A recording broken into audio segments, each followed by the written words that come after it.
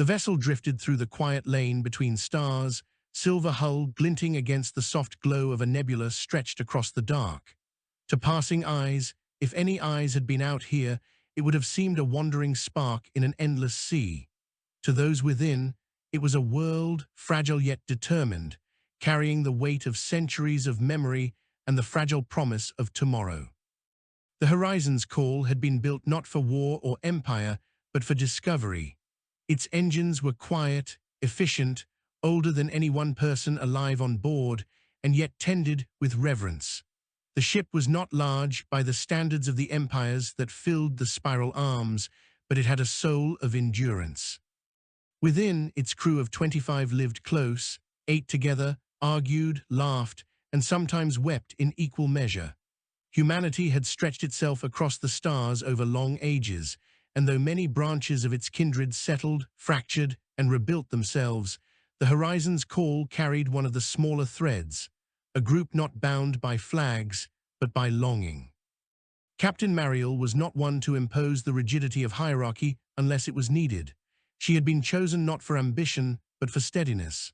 Her hair, streaked with silver, framed a face that had seen hardship and joy alike.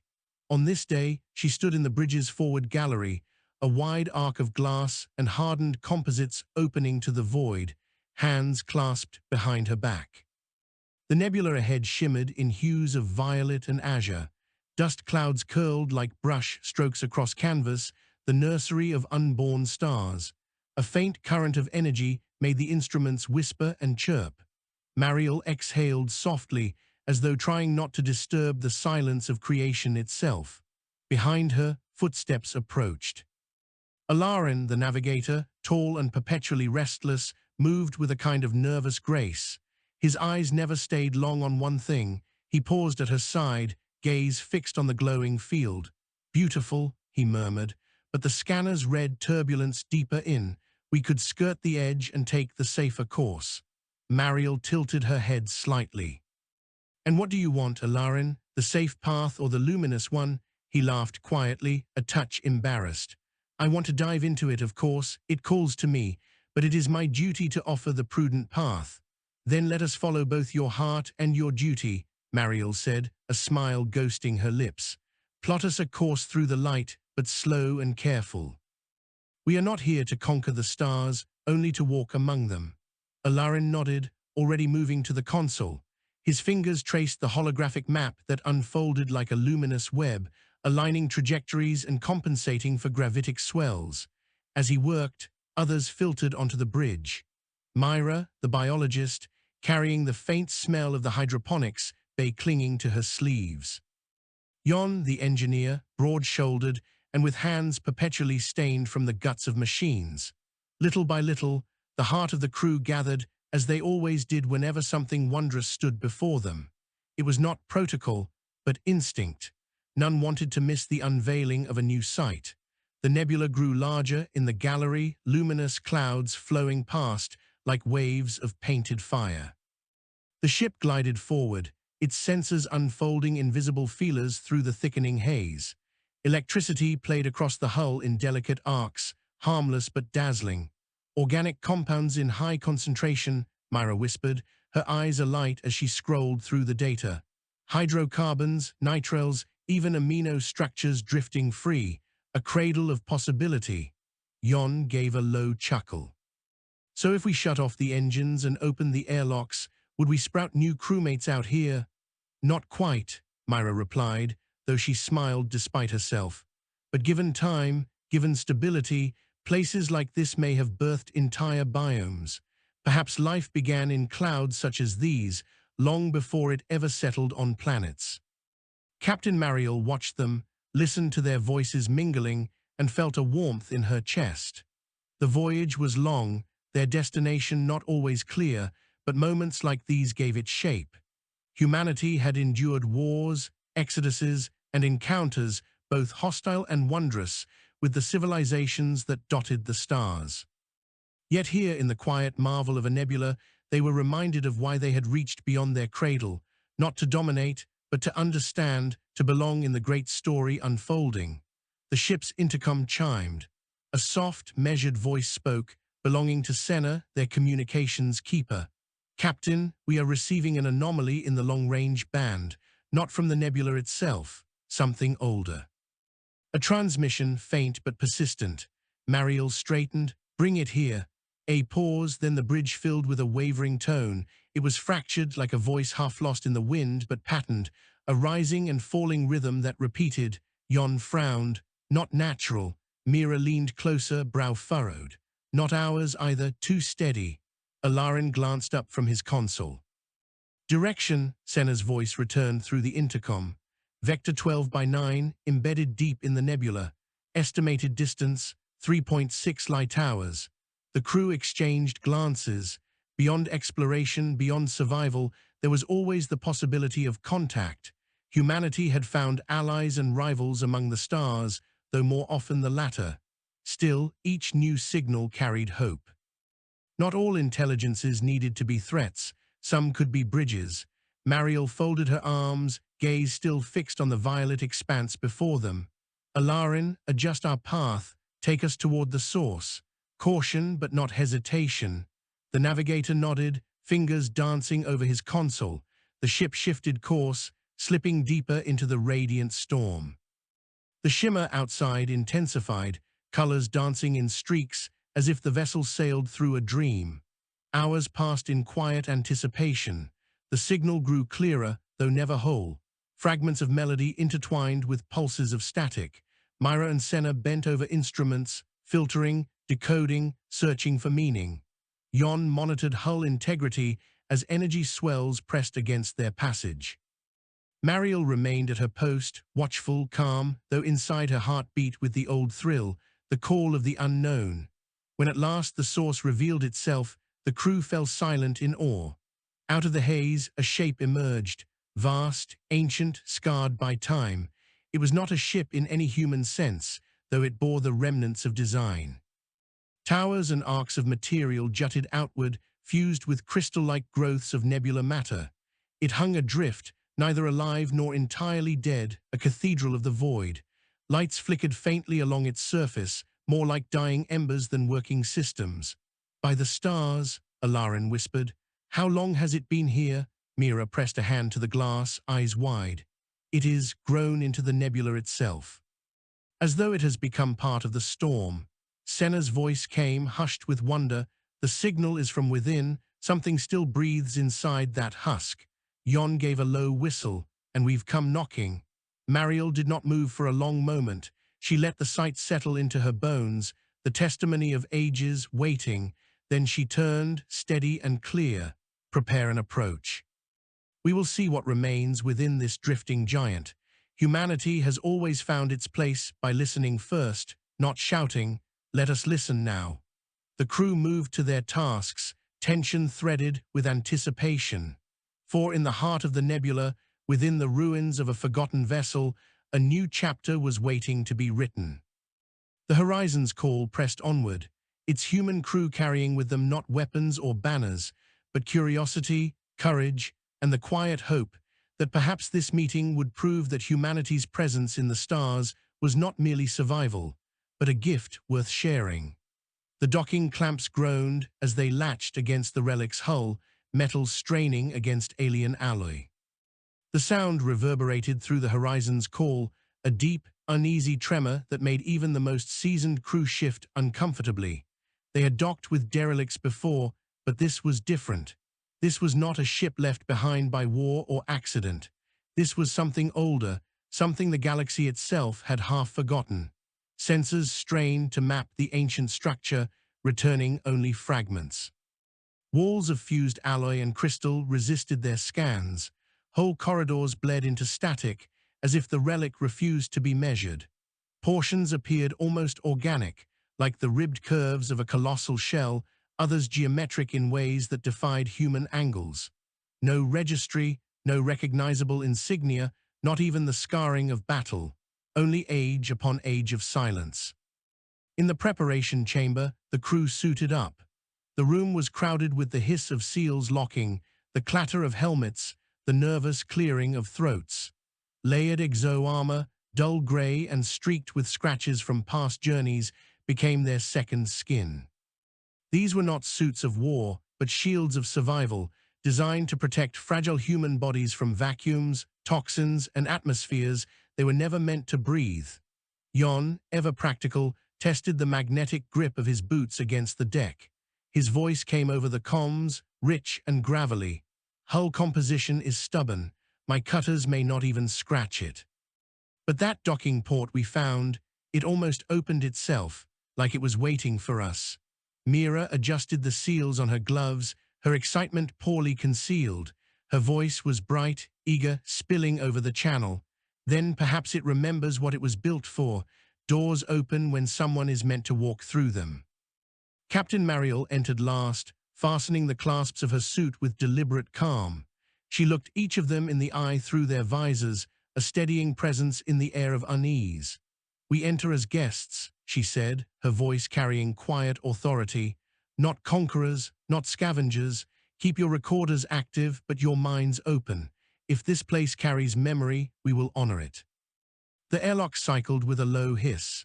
Pressure equalized, and the outer door slid open. For a moment, all was darkness, absolute and consuming. Then faint threads of light stirred along the tunnel walls, like veins waking beneath skin. The illumination was soft, not mechanical but organic, pulsing in waves that seemed to breathe. The passage stretched forward, lined with unfamiliar geometry, floors slick with dust that could have lain undisturbed for millennia. One by one, the crew stepped inside. Magnetic boots pressed down, crunching faintly against brittle fragments scattered along the deck. Shards of crystal, fossilized remains, no one could say. Their helmet lights swept across the surfaces, only to be swallowed by the strange glow that grew stronger with each step. Myra stopped to run her scanner across the wall. "There are microbial traces here," she breathed, awestruck. "They're dormant, but viable. This place, it's still carrying life, even if only in its smallest form." Alarin tilted his head, gaze flicking to the symbols that flashed briefly across the walls before fading again. "Symbols," he muttered, "but not static inscriptions. They ripple change, like they want to be read only in passing." Senna, listening from the bridge, her voice soft in their ears, confirmed what their senses suggested. The walls are transmitting a low-frequency hum. Almost like a heartbeat. It isn't communication as we understand it, but it feels intentional. The tunnel opened into a chamber vast enough to dwarf the horizon's call. Their helmet lights swept upward and were lost against towering columns that stretched like petrified trees, their surfaces cracked but glowing faintly from within. Arcs of material curved overhead, woven together in patterns reminiscent of cathedral vaults. The air was still, but it carried the faint tang of ozone and something floral, as if the chamber had its own memory of gardens long since gone. At the center floated a sphere of crystal, suspended by forces unseen. Its surface was fractured with 1,000 hairline cracks, glowing faintly from within. Every so often, the light pulsed outward in rhythm, a heartbeat of color that matched the whispering signal they had followed across the nebula. "This is the source," Senna said, her voice hushed with awe even though she was not physically with them. "The beacon, it has been crying into the void for longer than we can measure." The crew gathered around it slowly, each step heavy with reverence. "Is it alive?" Mariel asked at last, her voice low. Myra's instrument struggled with the readings, flickering between scales. "Not in any way we've known, but it is not inert either. It is repeating, recording, remembering, like a song that refuses to end." Alarin walked a slow circle around the sphere, eyes reflecting the shifting colors. "A memory lantern," he murmured, "or perhaps a tombstone." Jon extended a gloved hand, stopping just short of touching the surface. "Or both," he said grimly, "a grave that still sings." Without warning, the fractured surface flared with light, blinding for a moment. Patterns rippled across it, star maps rearranging, constellations reforming into new shapes, bursts of color that seemed to have meaning just out of reach. Then came the sound, not a tone but a voice. It was layered, harmonic, vast, a chorus woven into a single thread, words spilled out in a language unknown, sonorous and filled with resonance. The crew froze, their hearts pounding against the sudden weight of being noticed. Senna's hands shook as she adjusted filters from her station. Her voice trembled with the effort of containing wonder and fear. It is trying to speak to us, not just to broadcast, but to respond. It knows we are here. Captain Mariel felt her pulse quicken, but she kept her voice steady. She raised her hand toward her crew. "Then let us answer," she said. The chamber hushed, the only sound the gentle hum of the beacon. Around them, columns glowed brighter, as if leaning in to witness. Humanity, fragile and small, stood before an echo of something ancient. They did not know if they were being regarded as intruders, as allies, or as inheritors. Yet in that moment, none of them turned away. The horizon's call had sought wonder. What they had found was an echo of a civilization that refused to vanish. And within that echo, perhaps, the beginning of a bond that time itself had been waiting for them to claim. The chamber had grown so still that even the faint crackle of static across their comms seemed intrusive. The crystal sphere hung at the center like a suspended star, its fractured surface glowing with a heartbeat of light. The last resonance of the layered voice still lingered, a phantom echo trembling in the metal ribs of the walls. Captain Mariel stood with her hand still raised. Her visor reflected the glow, her expression hidden but steady. "We will answer," she repeated, quieter now, as if the words were for herself as much as for her crew. Senna, listening from the ship, broke the silence first. "Captain, the signal is broadcasting directly at us now, not only repeating, it is locked to our position. I can feel it in the interference patterns. It knows we are here." Mira's breath fogged against her visor, even in the carefully regulated atmosphere of her suit. "Then it is aware. That is more than I dared hope. Or more than we should invite," Jon muttered, though without conviction. His broad shoulders shifted, as though trying to make space for unease within his suit. "An ancient voice waking up because we stepped too close. That is rarely the beginning of a good tale." "Maybe not in tales," Mariel replied, "but in life, every step into the unknown has begun with risk." The crew formed a loose semicircle around the crystal. Each of them was aware of how small their presence was in comparison with the vast chamber, how fragile the line between them and whatever intelligence might still echo here. Yet none retreated. Curiosity outweighed fear, as it always had on their voyages. "Senna," Mariel said, "try sending a simple pattern, a tone sequence.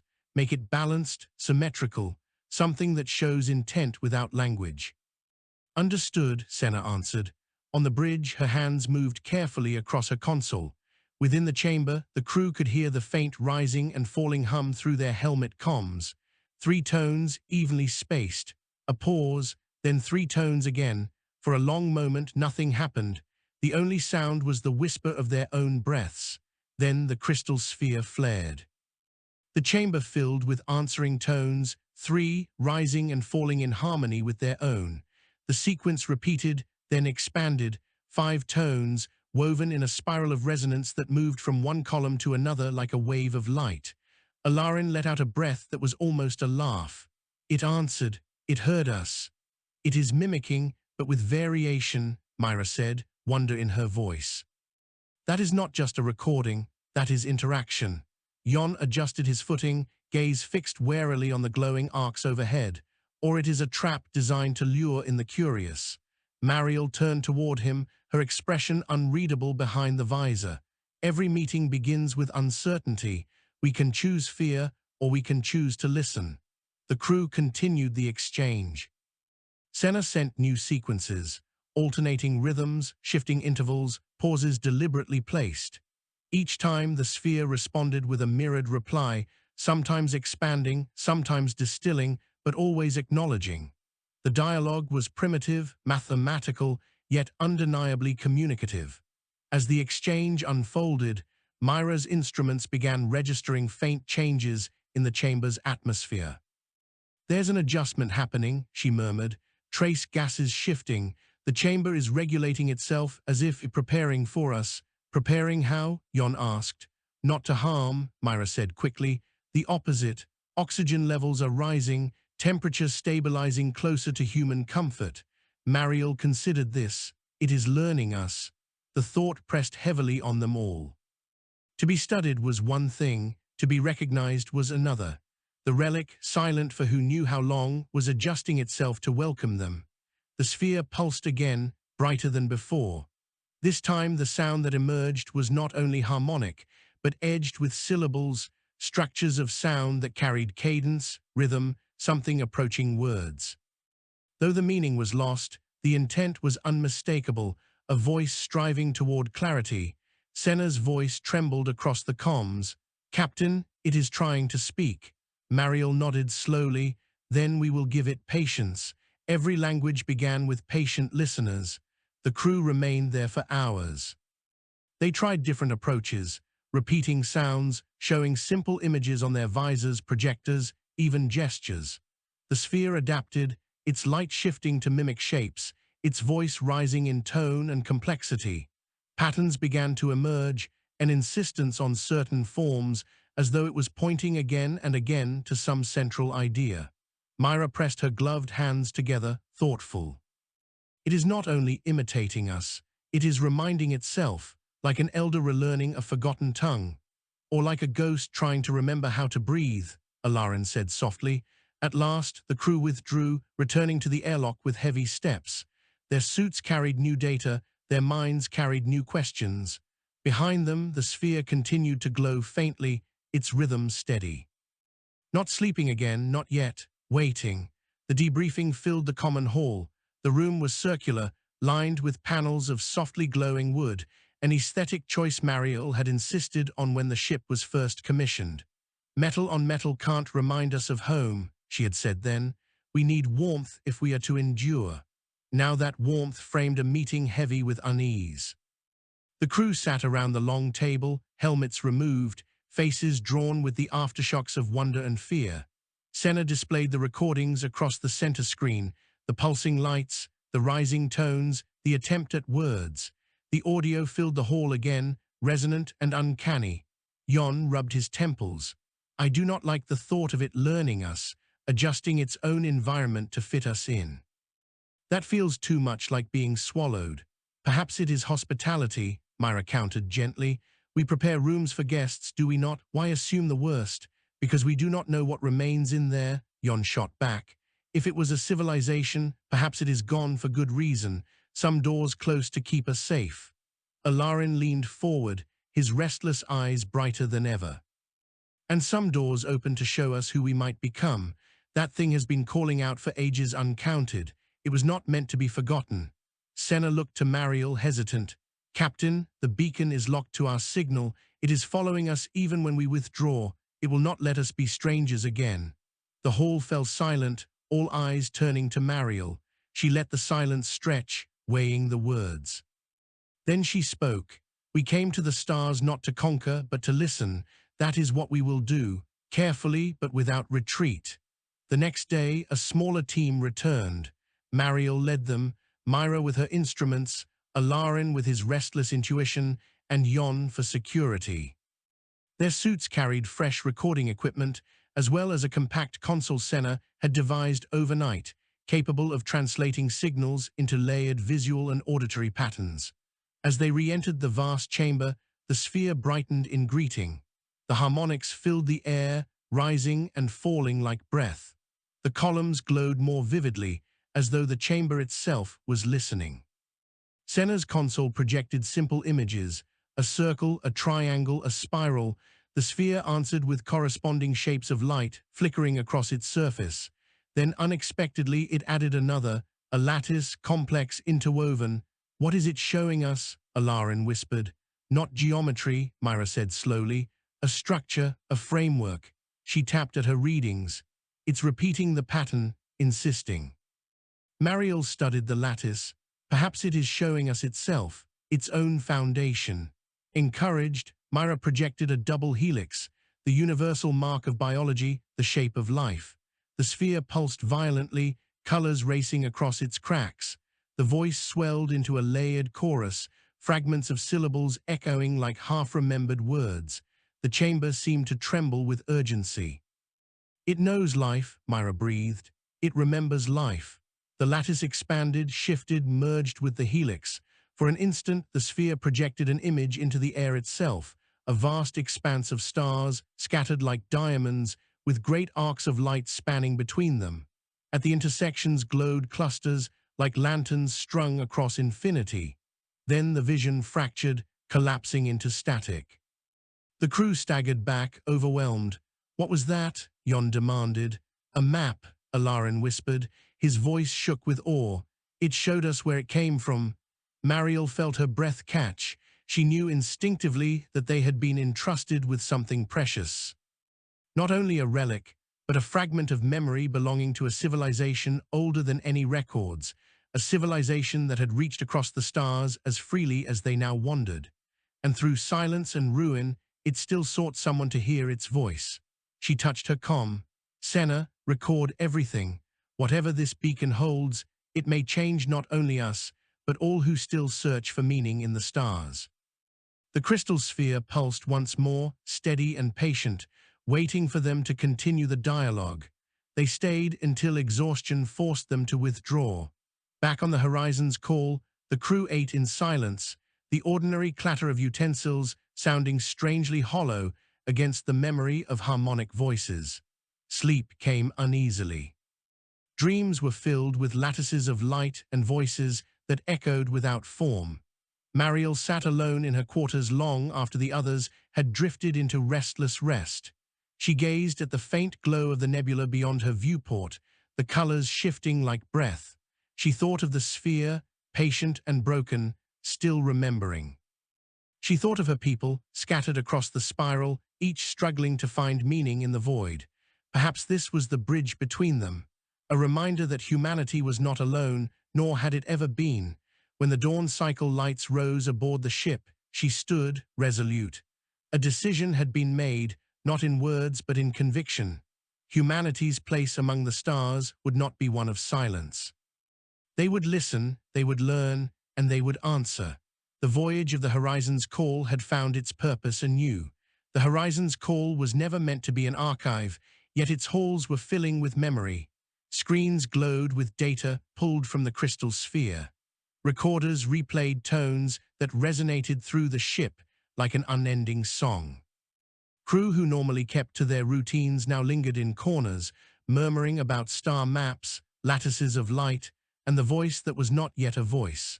Captain Mariel walked slowly through the central corridor, listening. Each conversation carried both unease and awe. She could feel the ship changing, not in its structure, but in its spirit.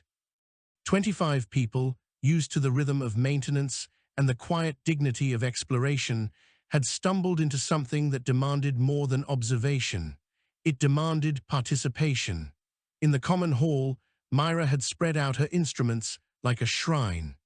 Alarin leaned over her shoulder, restless energy barely contained. Senna stood nearby, speaking quietly into her console as she recorded every observation.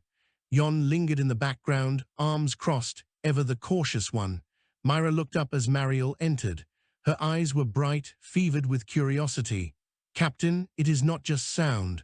The harmonics carry layered data, shifts in pitch encode structural changes. Look." She tapped a control, and the screen displayed a swirl of symbols forming and dissolving in response to the tones. "Each note is a sentence written in resonance." Senna added, "It is not linear, it spirals. Each pattern builds upon the last, returning to its beginning but altered, enriched. It is like conversation braided into music." Alarin grinned, unable to contain himself. "We are not only hearing a voice, we are reading a memory." Mariel approached the display, her expression thoughtful. "And what does the memory say?" Mira hesitated. "We cannot yet know, but we can begin to learn its grammar. Symbols repeat, not randomly but with structure. Some patterns are clearly identifiers, perhaps names or places. Others are relational, binding concepts together. It is as though we are children listening to our first story. Children listening to a ghost," Yon said dryly. "Perhaps," Mariel allowed, "but even ghosts tell truths." The crew split into teams. Myra led the analysis of the harmonics, listening again and again until she could almost hum the alien cadences by instinct. Senna constructed translation matrices, layering sound with symbol, testing combinations against the projected star lattice they had seen. Alarin focused on navigation, cross-referencing the coordinates implied by the lattice with known galactic maps. Yon, though skeptical, monitored the ship's systems, making certain the ancient beacon's emissions did not destabilize their fragile vessel. Days blurred together. The nebula outside shimmered endlessly, its colors washing across the hull like the breath of some sleeping giant. Inside, the crew barely noticed. Their world had narrowed to the dialogue between human persistence and alien memory. One evening, Myra rushed into the common hall, her face flushed with triumph. She carried a data slate crammed with scrolling symbols. "I think I have found it," she declared, breathless. "The anchor point." The others gathered quickly. Senna looked up from her console, eyes sharp. "Anchor point?" Mira nodded eagerly. "In all the patterns, there is one sequence that repeats more than any other. Not random, not filler, always in contexts that suggest identity. I believe it is the name of the builders." She tapped the slate, and the chamber filled with a low, resonant chord, 3 notes, rising, falling, then holding. The sound carried weight, as if it belonged to something vast. "Not a word," Myra continued, "but a signature, a declaration of being. This is who they were." Silence followed. For a moment, each crew member felt the enormity of it. To hold the first fragment of an entire civilization's identity, preserved across ages, waiting for someone to listen, it was almost unbearable. Alarin broke the silence, voice reverent. "They called themselves," he hesitated, searching for a translation. "The Neversilent." Senna frowned, thoughtful. "That is not precise." "No," Myra admitted, "but it is close. The sound implies continuity, unbrokenness, a people who refused silence even in the face of loss." Mariel let the sound roll through her, feeling its weight. "Then that is what we will call them, until we know better, the Neversilent." With the anchor established, the patterns began to unfold faster. Words emerged from the harmonics, tentative but clearer. Senna's matrices grew in sophistication, able to isolate sequences with greater precision. Alarin's maps began to align, showing that the lattice the sphere projected was indeed a star chart. Points matched to known systems, though many lay in regions long unexplored by humanity. The crew gathered daily to compare progress. The common hall became less a place for meals and more a place for revelation. Meals were eaten quickly, half forgotten while debates raged. On the 6th day, Senna projected a map onto the center of the table. Lines of light arced across it, connecting clusters of stars. At each nexus, a symbol glowed faintly. "These were their homes," Senna said, voice hushed. "Their lanterns across the void, dozens, maybe hundreds of them." Mira leaned closer, her fingers trembling. "They spanned entire arms of the galaxy. They were everywhere." Yon scowled at the glowing lattice. "If they were so vast, why are they gone?" Silence settled heavily. The map shimmered, an accusation no one could answer. Mariel spoke at last, her tone calm but firm. "That is what we must learn. If they vanished, their memory can still teach us how not to follow." The beacon began to reveal more. Sequences of tones grew longer, layered with urgency. Patterns repeated with subtle variation, as if building toward meaning. The crew adjusted their methods, moving beyond symbols to context. Myra realized that certain sequences were always followed by tonal shifts that suggested emotion. Joy, sorrow, alarm. The beacon was not only recounting facts, it was feeling them. It was not merely a history, but a lament. One night, as Mariel listened alone in the bridge, the tones shifted into a deep, resonant wave. The holographic display flared to life, projecting an image into the gallery. She froze, transfixed. It was a city, not human, not even close, but unmistakably a place of dwelling. Towers curved like shells, streets wound in spirals, arches gleamed with light that seemed alive. Figures moved through it, elongated forms with flowing limbs, faces indistinct but graceful. The image shimmered, fragmented, but alive enough to make her breath catch. The city dissolved into static. In its place came fire. Structures collapsed, light turned to smoke, figures scattered. The harmonics twisted into a keening wail that made Mariel's skin prickle. She whispered into the empty bridge, "You endured this, and still you sing." When she shared the recording with the crew, silence followed once again. Even Jon had no retort. Days turned into weeks. Slowly, the story emerged. The Neversilent had flourished across countless stars. They had built not with conquest, but with connection. Their cities were not fortresses, but gardens, woven into the very fabric of their worlds. They had strung their homes together with corridors of light, lattices of travel that allowed them to step from one star to another as easily as crossing a river. But something had come. The beacon's harmonics grew dark whenever it approached this part of the tale. Symbols fractured, tones twisted into discord. All that emerged was devastation, worlds silenced, lanterns extinguished, a lattice unraveling. Myra studied the sequences for days, desperate to find clarity. At last she spoke. It was not one foe, not a single calamity. It was many, time itself compounded with trials. Collapses of stars, plagues, rival powers rising against them. Their unity was their strength, but also their weakness. When too many strands broke, the lattice fell apart. Senna added quietly, and yet they chose not to vanish in silence. They built these beacons, memory lanterns. They poured their essence into them, refusing to be forgotten. They wanted someone to hear, Alarin said. Someone to remember. Mariel felt the truth of it settle into her bones. The Neversilent had not failed. They had passed forward what mattered most, their voice. And now, at last, humanity was listening. The work continued, but something shifted in the crew. No longer was the beacon merely an artifact to be studied. It became a companion, a teacher. Crew who had once argued now found themselves speaking in tones of harmonics, mimicking the cadence of the Neversilent in their laughter. Myra carried fragments of their symbols on her wrist slate, tracing them absent-mindedly as though they were charms. Even Jon, though still wary, spent long hours staring at the star lattice, as if searching for a place among the vanished lights. One evening, Alarin approached Mariel as she stood in the observation gallery. The nebula's glow painted his features in hues of violet and gold. He was restless as always, but his voice carried unusual weight.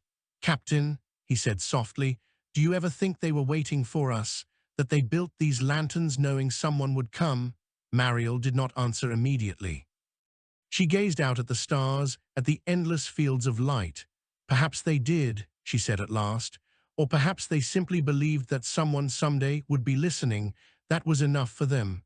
Alarin smiled faintly. "Then let us be worthy of their faith." The beacon's harmonics reached a new intensity. The sphere glowed brighter, cracks shimmering as though the light within strained to escape. Patterns repeated with urgency, pressing, insistent. Senna leaned over her console, brow furrowed. "Captain, it is building to something, a culmination. I think it wants to give us more than memory. It wants to give us direction." The crew gathered once more in the great chamber. The sphere pulsed, faster now, like a heart racing. The harmonics swelled, filling the chamber until their bones seemed to vibrate with resonance. Then, with a sudden flare, the sphere projected the lattice once more. This time it was clearer than ever, lines of light spanning the galaxy. Many points were dim, extinguished. But one glowed bright and steady, a lantern that had not gone dark. The voice rang out, layered and harmonic, syllables repeating with insistence. Myra gasped, her eyes wide. "It is not only memory, it is a message. There is one left." Senna translated the fragments, her voice trembling. "One lantern still burns." The chamber shook with resonance. The beacon's light blazed, then dimmed as though exhausted, but the message was clear. The Neversilent had not been entirely silenced. Somewhere, across the spiral arms, one of their lanterns endured. The crew stood in stunned silence, hearts pounding with awe and fear. Humanity had been given not only a history, but a call. Mariel drew a slow breath, steadying herself. She looked to her crew, her voice calm but filled with resolve. "Then our path is clear. We came seeking wonder. We have found a responsibility. We will follow the lantern. We will listen to what remains." The words settled over them like a vow. In the quiet that followed, Each crew member felt the weight of it. They were no longer wanderers adrift. They had been entrusted with a legacy. The voyage of the Horizon's Call had become something greater. Humanity was no longer listening to echoes alone.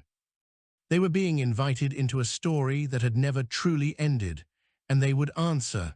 The voyage stretched across weeks, then months. The Horizon's Call followed the coordinates gifted by the beacon, charting a course through untraveled reaches of the galaxy. Nebulae swelled like oceans of color around them, stars glittered like scattered lanterns, and silence pressed against the hull in every direction. Yet within the ship, the silence was no longer empty. The Neversilent were with them, their voice carried in recordings, their harmonics sung softly in hallways when crew thought no one was listening. Captain Mariel stood in the bridge more often than in her quarters. She watched the course unfold, each waypoint bringing them closer to a star system unknown to human maps. She felt the weight of both command and purpose, an anchor that steadied her, even as doubt whispered that perhaps the beacon had only given them a grave to find. Myra, tireless as ever, refined her understanding of the harmonics. She began to string fragments into sequences that almost resembled sentences, though meaning was still elusive. Senna built translation models that grew more precise with each iteration, sometimes producing words that carried startling clarity. Alarin immersed himself in the projected star lattice, memorizing the pathways, dreaming of what awaited them. Even Yon, though still wary, had softened, spending long hours staring at the stars as though trying to see them through Neversilent eyes. When the system at last appeared on their scopes, a hush fell across the ship.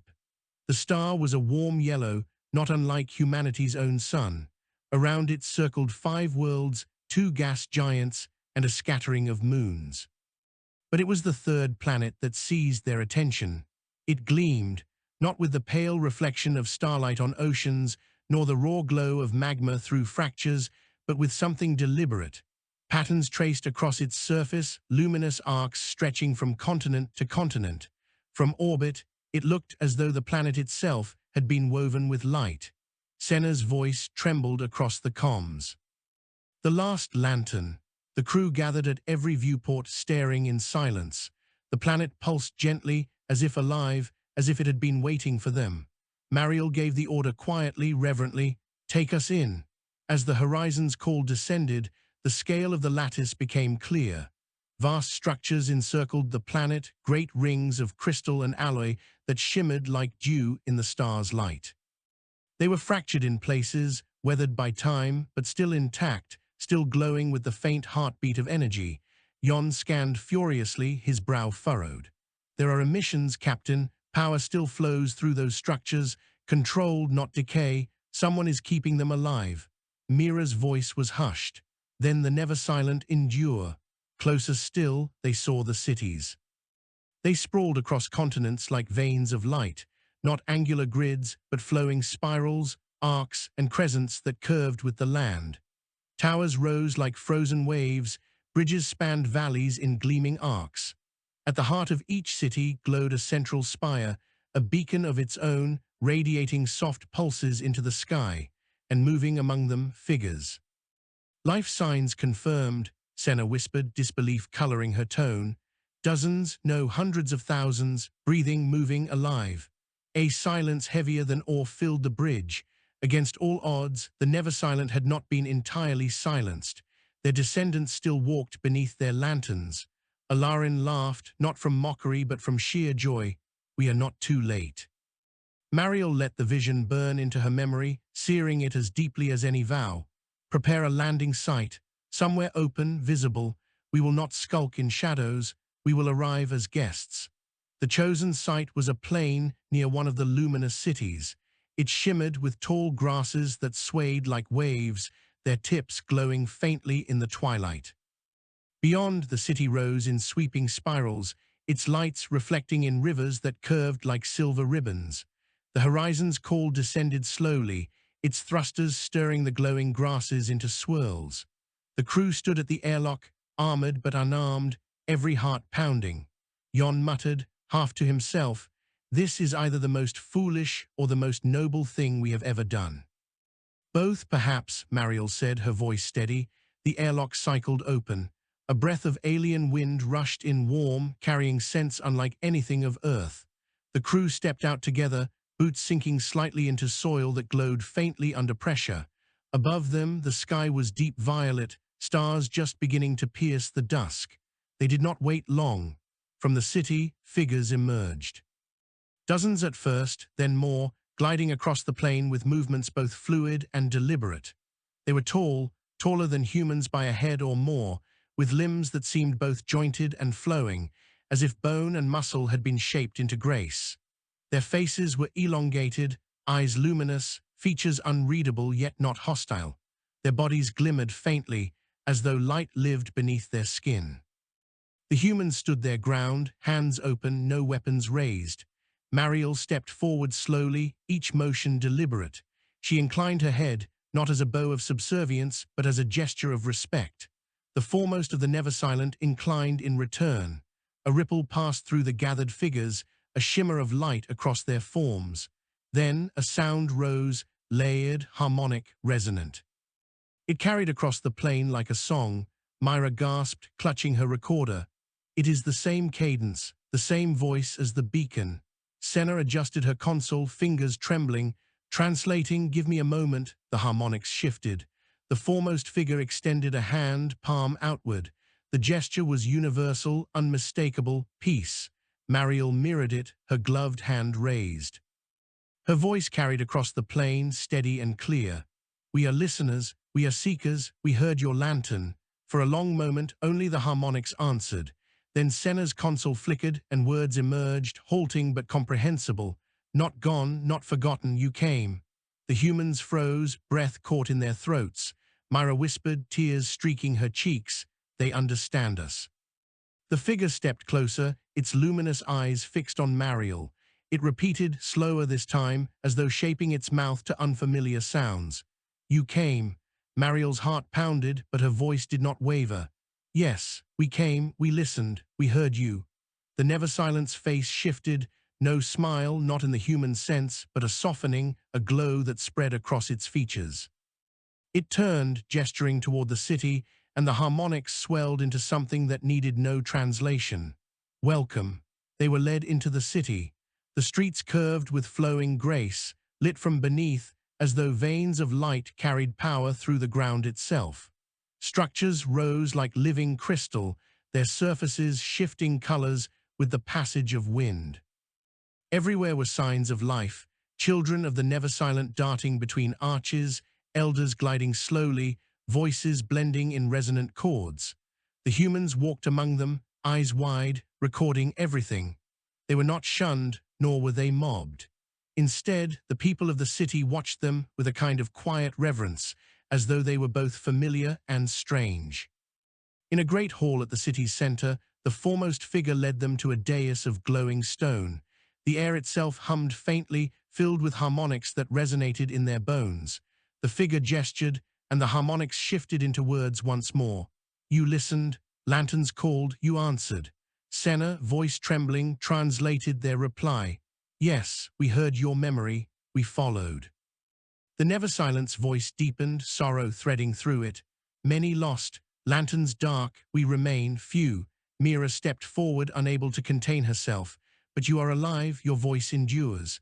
The figure regarded her for a long moment, then it nodded, slow and solemn. "Alive, endure, because remembered." Mariel felt the weight of the words settle into her chest. "We will remember with you," she said quietly. The hall echoed with harmonics, a chord that resonated like approval. In the days that followed, the crew of the Horizon's Call were welcomed as guests. They were shown gardens that glowed with bioluminescent flora, rivers that carried currents of light, archives where crystalline structures pulsed with stored memory. Myra spent hours among the archives, her hands trembling as she traced the harmonics that unlocked fragments of history. Senna worked tirelessly with Neversilent scholars, building a shared lexicon that grew daily. Alarin walked the streets with unquenchable curiosity, sketching every curve and spiral. Even Yon, though cautious, found himself moved by the quiet dignity of a people who had endured so much yet still radiated hope. Mariel met often with the elders. Their harmonics spoke of ages past, of worlds lost, of struggles survived. They did not dwell on sorrow, but neither did they hide it. Their resilience was not denial, but remembrance, an unbroken vow to carry their voice forward. One evening, as the twin moons rose over the city, Mariel stood with the foremost elder on a balcony overlooking the glowing plain. The harmonics of the city drifted upward, blending with the wind. The elder spoke slowly, carefully shaping words. "You came, others did not. Why?" Mariel considered before answering. "Because we are listeners, because we too seek meaning in the stars." The elder inclined its head, luminous eyes steady. Then together, not alone. Mariel felt a warmth rise in her chest, stronger than any fear. Humanity was no longer alone. The Neversilent, though diminished, endured. And together, perhaps, they could weave a new lattice of light. The voyage of the horizon's call had begun in search of wonder. It had found legacy, memory, and sorrow. But now, in the city of the last lantern, it found something greater still, kinship. For the first time, humanity looked into alien eyes and saw not strangeness, not threat, but reflection. And in that reflection was a promise that the song of the Neversilent would not fade into silence, and that humanity's own voice would join it, resonant and unbroken. The city of light had become familiar. Days stretched into weeks, as the crew of the Horizon's Call walked its streets, sat in its gardens, and listened to the harmonics of its people. For the first time in their wandering lives, they felt less like travelers and more like neighbors. The Neversilent had welcomed them not with suspicion, but with reverence, as though their arrival was the fulfillment of a promise carried through centuries of silence. Yet harmony has weight, and weight draws tension. It began with whispers, not from the humans, but from among the Neversilent themselves. In the resonance chambers where elders met, harmonics grew strained. In the marketplaces, eyes lingered longer on the strangers, glows dimming with unease. Even the children, once fearless, grew cautious, their luminous laughter fading when humans drew near. Senna was the first to notice. She watched tones shift subtly in her translation models, cadences that had once carried only welcome now laced with hesitation. When she brought her findings to Captain Mariel, her voice trembled. "Something is changing, they no longer speak as one." Mariel listened in silence, then nodded. "Every people carries divisions, we will not fault them for it, but we must understand." The understanding came faster than they expected. One evening, as the sun dipped low and cast the city's spirals in molten gold, Mariel and Myra were summoned to the great hall. The foremost elder stood upon the dais, surrounded by others whose glows flickered with agitation. The harmonics that filled the chamber were darker than before, strained chords that pressed against the air like thunderclouds. Senna's translator whispered the words into human ears, though the weight of the tone made translation almost unnecessary. "You awakened the lantern," the elder said. "You followed its call.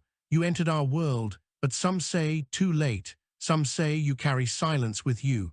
Mira stepped forward, her voice urgent. "We carry only listening." "We answered because we could not bear for your voice to go unheard." Another elder's harmonics rose in sharp dissonance. "Too long have we endured, too few remain. To share now is to risk the end." Senna's translator strained, the words jagged and halting. "They fear you bring shadow, that to open to you is to open to loss again." Mariel's jaw tightened, but her voice was calm. "Then let us face the fear together. If we bring shadow, let it be known. If we bring light, let it shine." The foremost elder raised a hand, silencing the chamber.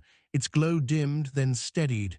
"Trial," it said, "test, to see if your voice is true." The trial was not explained in words, but in place. The humans were led beyond the city, across plains where grasses glowed in tides, into valleys where crystal ridges rose like frozen waves. At last, they reached a canyon whose walls shimmered faintly, etched with patterns that pulsed like veins of fire. The elder gestured into the depths. Harmonics rolled through the air, translated into halting words by Senna's device. Here lies silence, old wound. Shadow that devours, if you would walk with us, walk here first. Endure as we endured. Mariel glanced at her crew. Myra's eyes burned with curiosity even through fear. Yon's jaw was set, his hands flexing as though ready to shield them from anything. Alarin's restless energy quivered into sharp focus. Senna clutched her translator like a lifeline, determined to capture every word. Mariel nodded once.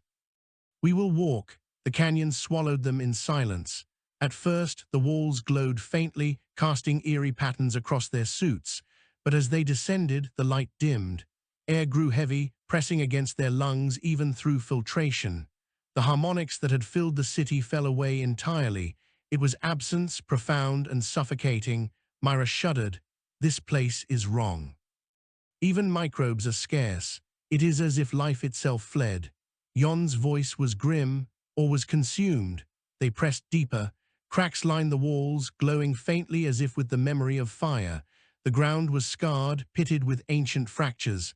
Occasionally they glimpsed fragments of structures, arches shattered, spires toppled, foundations half buried in dust. This was a city, Alarin murmured, his voice hushed. Once alive, now gone. Mira knelt briefly, running her gloved fingers across the surface of a broken stone. Her instruments flickered. Traces of energy, residual radiation, but unlike any I know. This is not decay, it is hunger. They continued until they reached the canyon's heart. There, the ground opened into a vast chasm. From its depths rose not light, but shadow, an undulating darkness that shimmered faintly, as though it was not absence but substance. The crew froze. Senna's console trembled with interference. Captain, this is what they meant. The shadow that devours, it still lingers. The darkness pulsed, as if aware of them. A low vibration shivered through the stone beneath their boots. Yon stepped forward instinctively, placing himself between the crew and the chasm. We cannot fight this, not with weapons we do not have. Mariel's voice was steady, though her heart pounded. Then we must endure, as they did. The trial revealed itself slowly. The shadow did not lash out. It pressed. The deeper they stood, the heavier the air became. Their suits strained to filter it, their lungs burned, their thoughts clouded. Voices cracked across comms, words slurred, hearts raced with panic. Myra gasped, clutching her chest. It is in us, not a substance but a weight. It is despair. Senna's translator flickered, capturing fragments of harmonics still lingering in the canyon walls. It is memory, wound. To endure is not to defeat. To endure is not to fall. Mariel closed her eyes briefly, centering herself. The shadow pressed against her mind, whispering of futility, of silence inevitable. She thought of Earth, of humanity's own long struggles against extinction and despair. She thought of the beacon, pulsing patiently across millennia. She opened her comms, her voice firm. Listen to me, we are not here to win. We are here to stand, to refuse silence, as the Neversilent did. Her words cut through the fog. Yon's breathing steadied, Myra's trembling slowed, Alarin's restless movements stilled. Senna clutched her console tighter, her voice firmer as she whispered translations of encouragement. Together, they stepped closer to the chasm. The shadow surged, pressing harder, its weight suffocating. Doubts rose unbidden, visions of failure, of being forgotten, of humanity's voice vanishing into void. But against it, the crew stood shoulder to shoulder, their voices rising across comms. Alarin spoke first, fierce. We are wanderers, we do not vanish. Mira added, her voice quivering but strong. We are learners, we remember. Yon growled, we are stubborn, we endure. Senna whispered, we are listeners, we answer. And Mariel, her voice steady as stone, said, we are human, and we will not be silenced. The canyon trembled. The shadow pulsed violently, then recoiled. It did not vanish, but it withdrew, collapsing deeper into the chasm. Light flared faintly along the walls, cracks glowing as though wounds had begun to close. The pressure lifted. Air flowed freely once more. Myra staggered, gasping, then laughed through tears. We endured. Yon shook his head, awe softening his gruffness, not by strength, by will. Senna's console flickered one last translation, drawn from the harmonics now returning faintly to the canyon. You stood, you true. When they emerged from the canyon, the Neversilent were waiting. Elders stood in silence, their glows dimmed with tension. When they saw the humans alive, their harmonics rose in a chord that shook the air with power. The foremost elder stepped forward. Its luminous eyes swept across them, pausing on Mariel. "You endured," it said slowly, carefully, "as we, not silence, not shadow, voice." Mariel inclined her head, her voice quiet but unshaken. "Together, not alone." The elder raised its hands. The harmonics that followed needed no translation. It was acceptance. It was kinship. It was welcome renewed. The days that followed were filled with celebration. The humans were no longer guests, but kin, their place among the Neversilent affirmed. They shared meals of glowing fruits, joined in resonant songs that blended voices into chords, walked streets where no longer did eyes linger with suspicion, but with warmth. The trial had bound them, not because humanity had defeated the shadow, but because they had faced it without yielding, as the Neversilent had long ago. For the first time, the Neversilent's harmonics carried not sorrow alone, but joy, and in their resonance, humanity's voice joined, unbroken, unafraid. On the eve of their departure, Mariel stood once more on the balcony of the great hall, the twin moons rising over the plain. The foremost elder stood beside her, its glow steady and bright. "You will go," it said, voice careful but clear. Mariel nodded. "We must. Others of our kind wait in silence, not knowing what we have found. They must hear your voice." The elder's harmonics deepened. "Then carry us, not as burden, as song." Mariel's chest tightened with emotion. She bowed her head not out of subservience but gratitude. "We will carry you. Your song will be ours, and ours yours." The elder raised its luminous gaze to the stars. "Then silence will not win." When the horizon's call lifted from the glowing plain, its thrusters scattering grasses into radiant spirals, it carried more than its crew. It carried memory, kinship, and a vow. The last lantern of the Neversilent had not burned alone. Humanity's flame had joined it, and together they would weave a new lattice of light. Across the stars, silence still reigned in countless places, but now there was promise. The promise of voices uniting, of songs carried beyond time and loss.